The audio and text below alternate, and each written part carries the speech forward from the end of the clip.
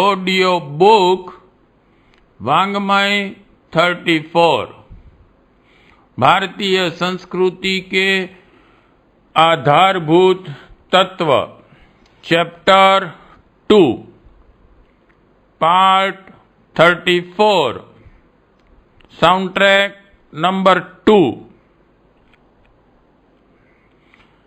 यदि हम तथ्यों की ओर से आंखें फेर न लें तो यह समझा जा सकता है कि हमारे द्वारा विकृत दृष्टिकोण तथा निकृष्ट रीति नीति अपनाई गई। फलतः अगणित कठिनाइयों की घटा घिर आई। यह समझ लिया जाए तो उसी निष्कर्ष पर पहुंचना होगा कि प्रस्तुत कष्टकारक उलझनों को सुलझाने के लिए हमारा क्रियाकलाप बदलना चाहिए।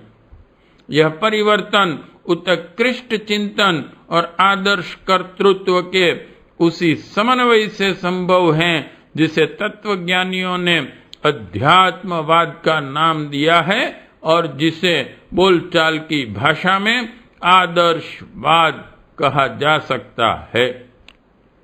मनुष्य को मानवतावादी होना चाहिए।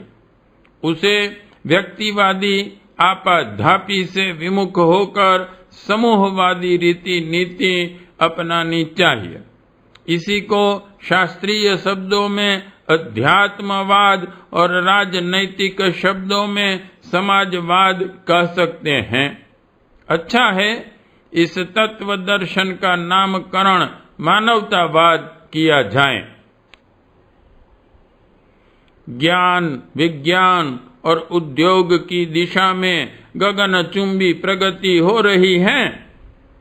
उसके लिए मूर्धन्य लोग जी तोड़ परिश्रम कर रहे हैं। इन प्रयासों का प्रतिफल भी सामने है। भौतिक प्रगति को एक वरदान कहने में किसी को कोई संकोच नहीं हो सकता, किंतु इतना ही तो सब कुछ नहीं है। आवश्यकता उस सद्भावना और दूरदर्शिता की भी है जिसके सहारे इन उपलब्धियों का सदुपयोग किया जा सके। यही वह मर्मस्थल है जहां हम चूकते, भटकते और गिरते हैं। फलतः वह वहां पहुंचा देगी जहां से सर्वनाश के महाकाल के कराल दांतों में पीस जाने और सभ्यता की उपलब्धियों को गंवा बैठने के अतिरिक्त और कुछ हाथ में न रह जाएगा। समझदारी की मांग है कि समय रहते रोग की भयंकरता को समझा जाए, निदान विश्लेषण के सहारे कारणों को ढूंढ निकाला जाए। कोई कारण नहीं कि मनुष्य मिलजुल कर न रह सकें। ऐसी कोई समस्या नहीं जिसका हल न्याय और औचित्य को अपनाकर विवेक पूर्वक न खोजा जा सके। देश और देश का लड़ना आवश्यक नहीं। मनुष्य को मनुष्य से, वर्गों से झगड़ना मात्र बढ़ी हुई दुर्बुद्धि के कारण ही होता है। इस पर अंकुश लग सकता है। विवेक और सृजन की शक्तियां मिलजुल कर विध्वंसकारियों को मात दे सकती हैं। असुरता इतनी प्रबल नहीं है जो देवत्व को सर्वदा के लिए हरा सके। सद्भावना के समर्थक बिखरे रहते हैं। यदि एकजुट होकर ममत्व का प्रसार और सृजन का विस्तार करने के लिए कटिबद्ध हो जाएं, तो मनुष्य जाति का भविष्य उज्जवल बनाने वाली विश्व शांति की संभावनाएं कल्पना न रहकर कल की सुनिश्चित यथार्थता बन सकेंगी। तब इसे अध्यात्मवाद की विजय कहा जा सकेगा। 3. विश्वव्यापी अर्थ संकट वास्तविक नहीं, पूर्णतया कृत्रिम है। धरती माता की उर्वरता इतनी न्यून नहीं है कि वह अपनी संतानों का भरण पोषण न कर सके। कुछ एक लोगों ने संपत्ति को, उपार्जन के साधनों को अपने कब्जे में कर रखा है, फलतः सर्वसाधारण को उनसे वंचित रहना पड़ रहा है। अपने देश में भूदान की, भूमि वितरण की दिशा में जो कदम बढ़ाए जा रहे हैं वे ही सार्वभौम बन सकते हैं।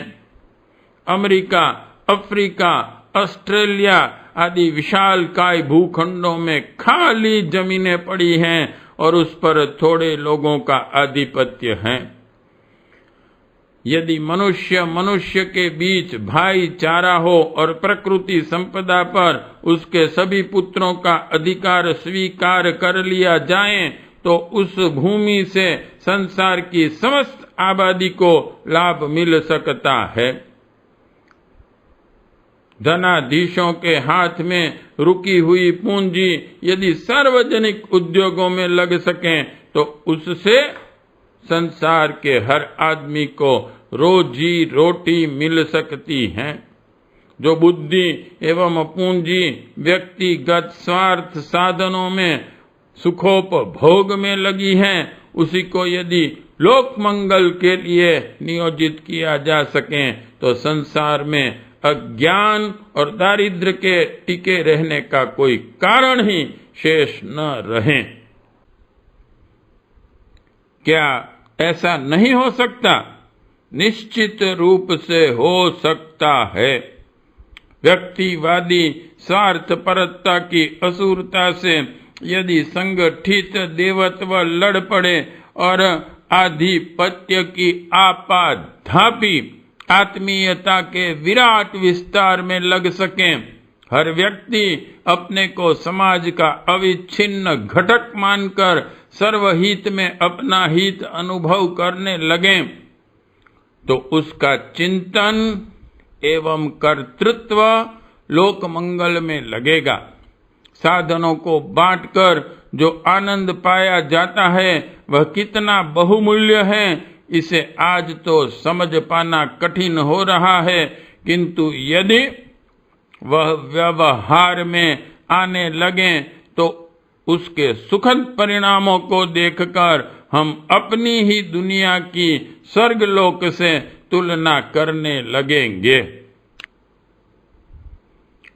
यह कार्य तब तक अति कठिन बना रहेगा जब तक इसे कूटनीति एवं अर्थनीति के सहारे हल कर लेने की बात सोची जाती रहेगी।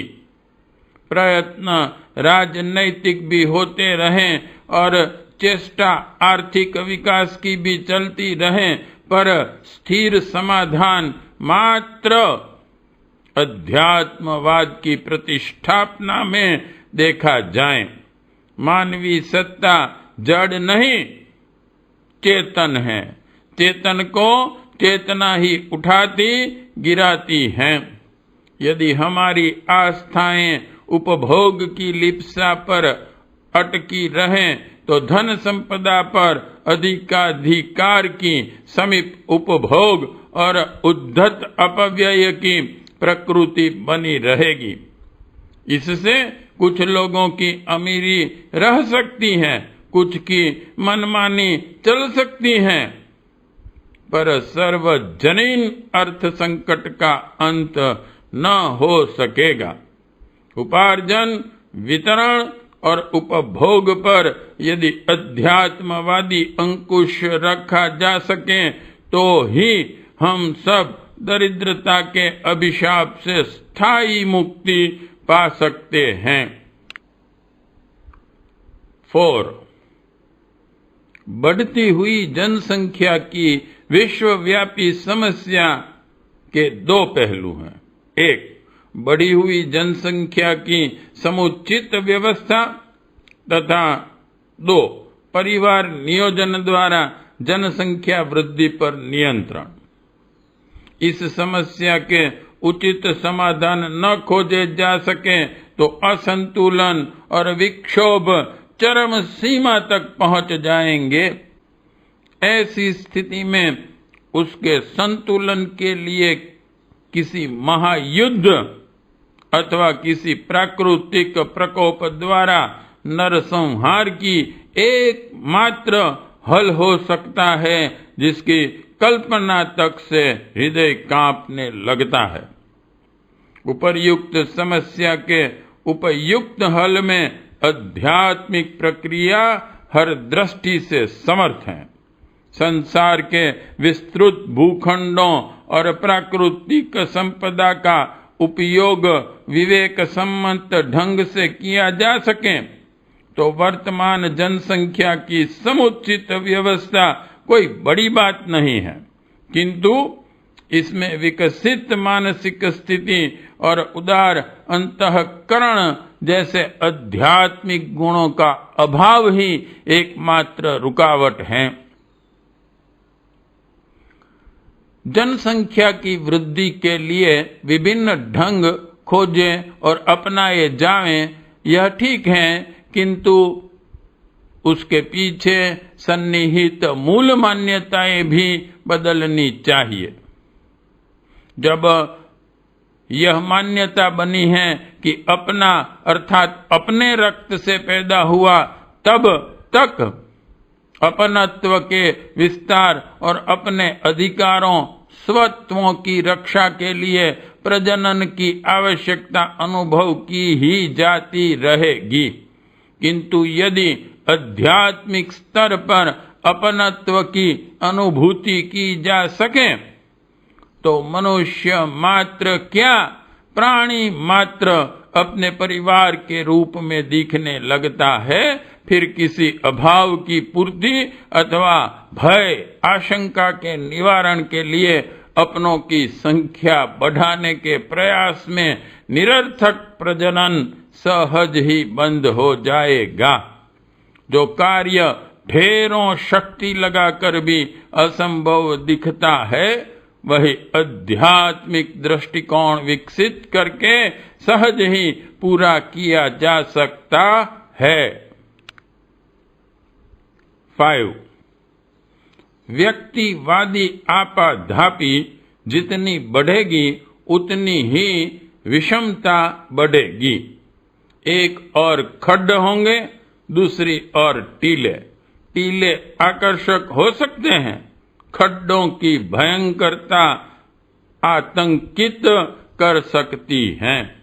उपयोगिता तो समतल भूमि की है, उसी में फसल बोई जा सकती हैं और उसी में फल फूलों से लदे हुए बगीचे लहलहा सकते हैं। अमीरी चकाचौंध से आंखें हतभ्रत हो सकती हैं, गरीबी देखकर आंखें बरस सकती हैं, पर इससे अवांछनीयता में तो कोई अंतर नहीं आता। हमारे प्रयास समतल भूमि बनाने के लिए होने चाहिए। मानव समाज की प्रगति एकता समता के आधार पर ही संभव है, अन्यथा एक और अहंकार अट्टहास कर रहा होगा, दूसरी ओर पिछड़ेपन के सिंकजे में कसी हुई अधिकांश जनता चित्कार करती हुई मरती खपती चली जाएगी। बिलगाव के कारण उत्पन्न होने वाले विग्रहों को यदि समझा जा सके तो बुद्धिमता इसी में प्रतीत होगी कि संसार को एक परिवार बनाया जाए और हर मनुष्य को उसका सदस्य होने का गौरव अनुभव करने दिया जाए। हम में से हर व्यक्ति अपने को विश्व नागरिक माने, समस्त संसार को अपना घर और समस्त मनुष्य जाति को एक परिवार के अंतर्गत समेटे, तो वह दिन आ सकता है जिसमें हम सब देव जीवन का आनंद लेते हुए मानवता को धन्य बना रहे हों और सुख शांति के सुनहरे सपनों को साकार होते हुए देख रहे हों।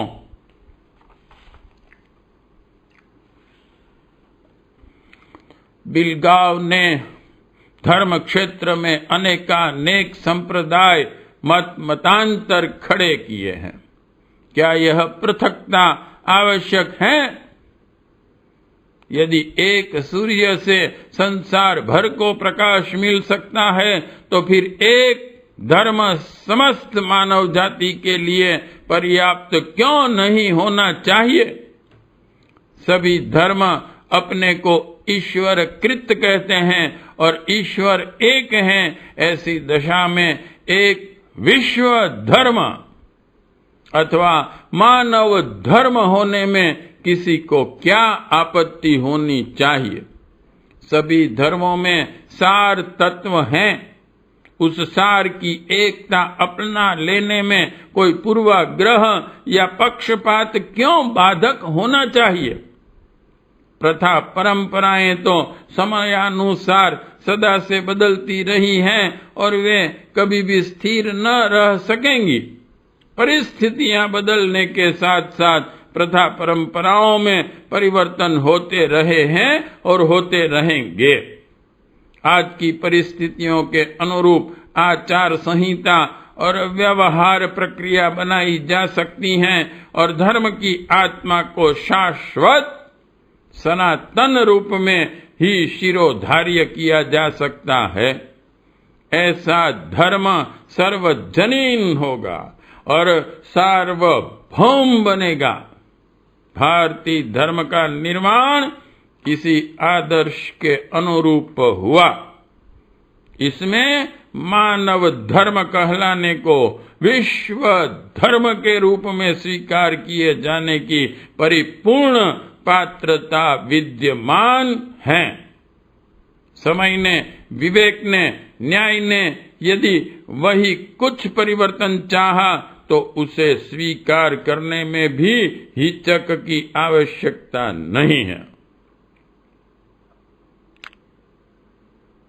विश्व की एक मानव भाषा हो तो वे दीवारें सहज ही टूट जाएगी जिन्होंने एक क्षेत्र के मनुष्य को दूसरे क्षेत्र वालों के साथ विचार विनिमय करने पर प्रतिबंध लगा दिया है। भाषा की भिन्नता के कारण दो क्षेत्रों के निवासी गूंगे बहरे की तरह मात्र इशारों से ही थोड़ा बहुत काम चला सकते हैं। मद्रासी और बंगाली में, मराठी और पंजाबी के बीच भाषा की दीवार मुंह पर पट्टी बांधने जैसी रोक लगा देती हैं। अफ्रीकी और रूसी अपनी अपनी भाषा में एक दूसरे से बात करने लगे तो वह उच्चारण निरर्थक ही सिद्ध होगा। दुभाषियों के सहारे काम चलते हैं अथवा किसी जानी पहचानी भाषा का सहारा लेना पड़ता है। यदि यह और न रहे, सर्वत्र एक भाषा बोली जाने लगे तो सामान्य लोक व्यवहार का वार्तालाप ही नहीं, गंभीर ज्ञान विज्ञान का आदान प्रदान भी अति सरल हो सकता है।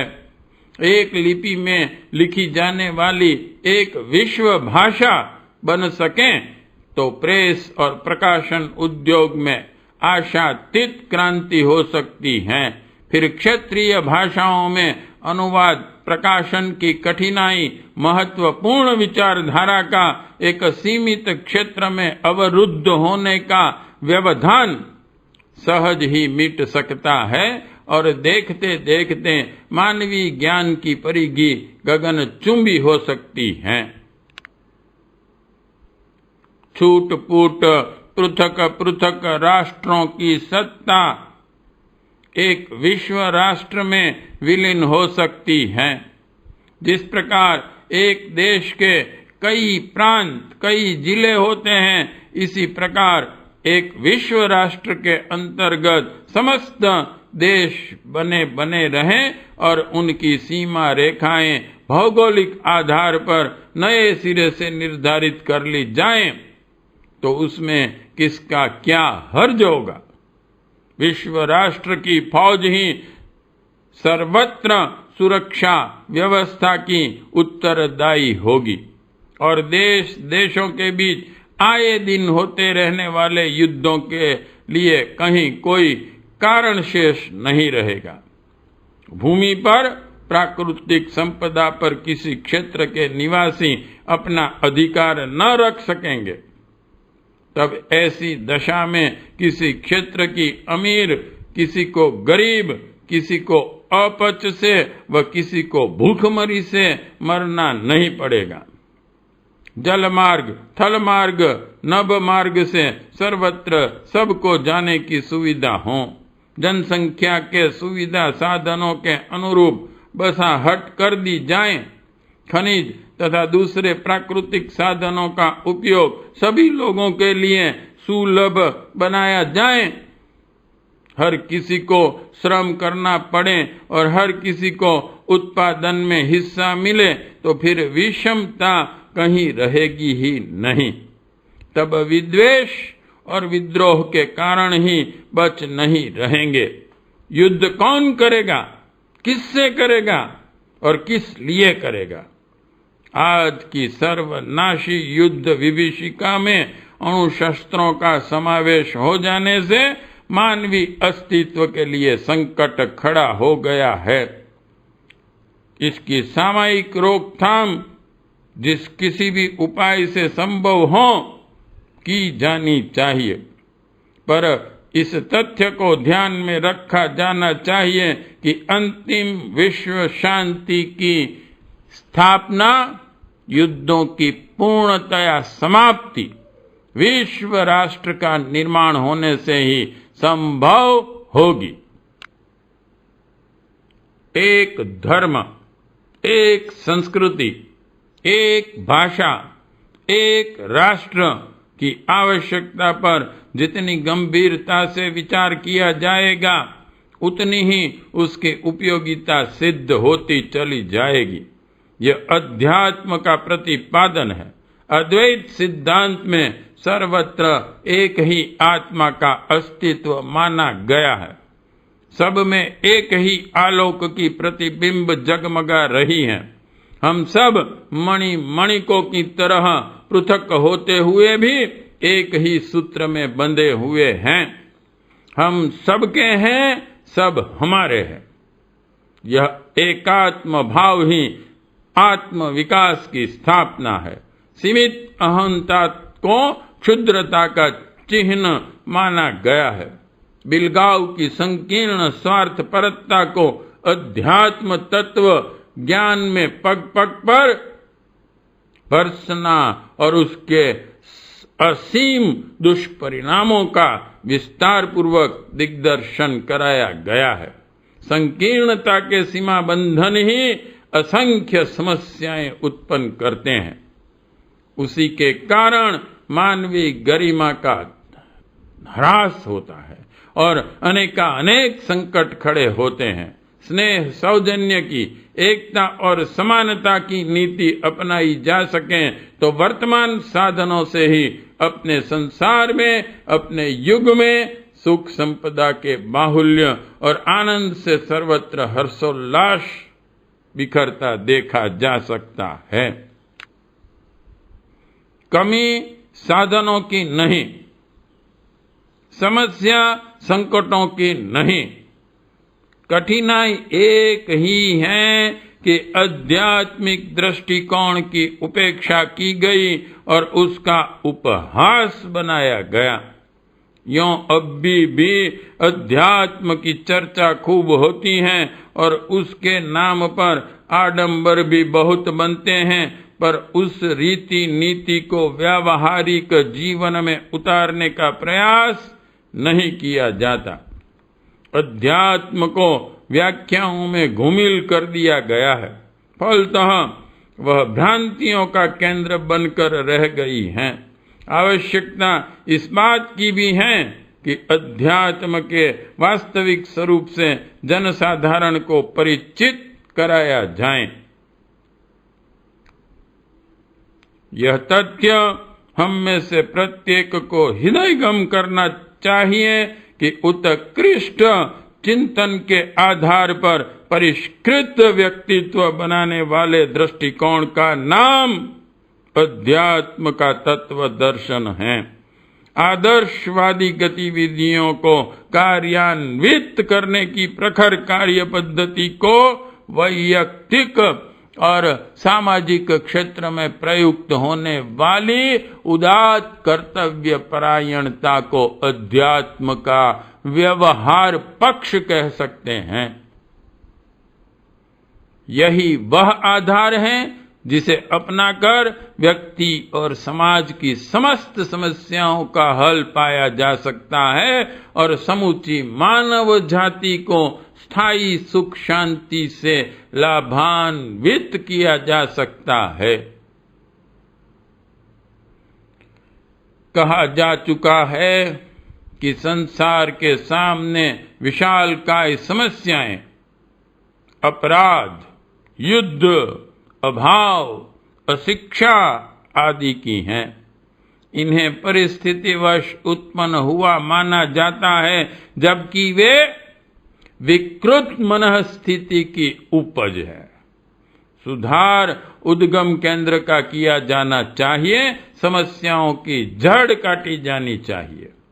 मानवीय मस्तिष्क यदि दुर्बुद्धिग्रस्त रहेगा और दुष्प्रवृत्तियों से हमारी कार्य पद्धति लगेगी तो उनकी प्रतिक्रिया असंख्य समस्याओं के रूप में उसी प्रकार बनी रहेगी जैसे कि आज हैं। बाह्य उपचारों से क्षणिक सहायता तो मिल सकती है, पर विग्रहों का स्थायी समाधान नहीं निकल सकता। युद्ध समाप्त करने की दुहाई देकर प्रथम विश्व युद्ध लड़ा गया था, उसके समाप्त होते दूसरा विश्व युद्ध लड़ा गया। उसका नारा भी यही था। उसके समाप्त होते होते तीसरे महायुद्ध की तैयारियां जोरों से चल पड़ी हैं।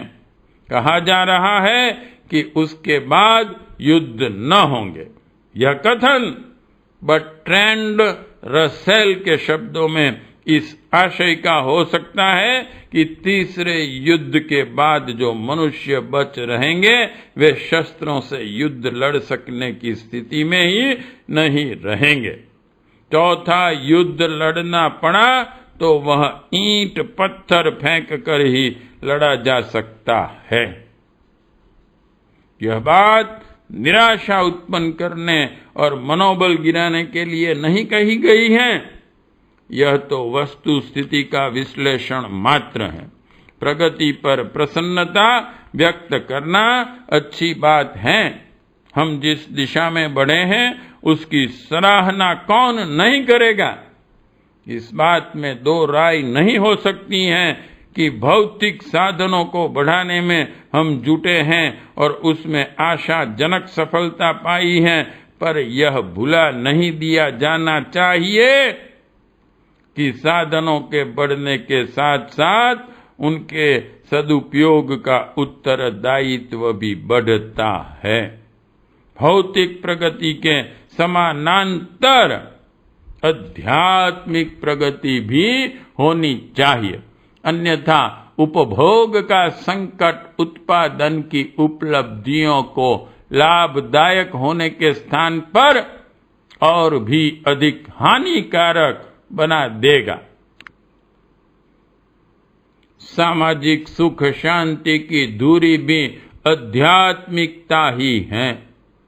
उसे कहने सुनने की विडंबना बनाकर नहीं रखा जाना चाहिए, वरन व्यावहारिक जीवन में उतारा जाना चाहिए। अध्यात्म कथा पुराणों के द्वारा सिखाया ही जाना चाहिए, पर उसे सुनाने की फलश्रुति में सीमाबद्ध नहीं किया जाना चाहिए। आज तो श्रवण और पठन तक ही अध्यात्मवादी आदर्शों का महात्म्य मान लिया गया है। कथा सुनने और सुनाने भर से लोग स्वर्ग जाने की उपहासास्पद आशा करते हैं, जबकि वह प्रशिक्षण विशुद्ध रूप से व्यावहारिक जीवन की रीति नीति में समाविष्ट किए जाने के लिए ही विनिर्मित हुआ है। उसका मर्म समझे बिना, तत्व अपनाए बिना ही आध्यात्मिकता की दुहाइयां देने से कोई लाभ नहीं निकल सकता। ऐसा करने से तो उस ओर से लोगों को अरुचि हो जाती है। अध्यात्म को उसके सही रूप से समझा जाना चाहिए। यदि ऐसा हो सके तो हर क्षेत्र में इस ऋषि प्रणीत पद्धति का लाभ उठाया जाना संभव है। विज्ञान के विकास से लेकर अर्थ साधन बढ़ाने तक के अनेकानेक प्रयत्न समस्याओं के समाधान के लिए चल रहे हैं। यह सब उचित है और यह चलते भी रहें, पर हमारे ध्यान में यह तथ्य बना ही रहना चाहिए कि अध्यात्म का आश्रय लिए बिना न तो व्यक्तिगत उलझने सुलझेंगी और न सामूहिक समस्याओं का समाधान निकलेगा। यदि प्रगति और शांति की वस्तुतः आवश्यकता और आकांक्षा हो तो यह तथ्य समय रहते स्वीकार कर लिया जाना चाहिए कि अध्यात्मवाद के प्रकाश से ही समस्त समस्याओं को हल किया जा सकता है और उसे जीवन में प्रसन्नतापूर्वक, तत्परतापूर्वक अपनाया जाना चाहिए। पार्ट 34 समाप्त।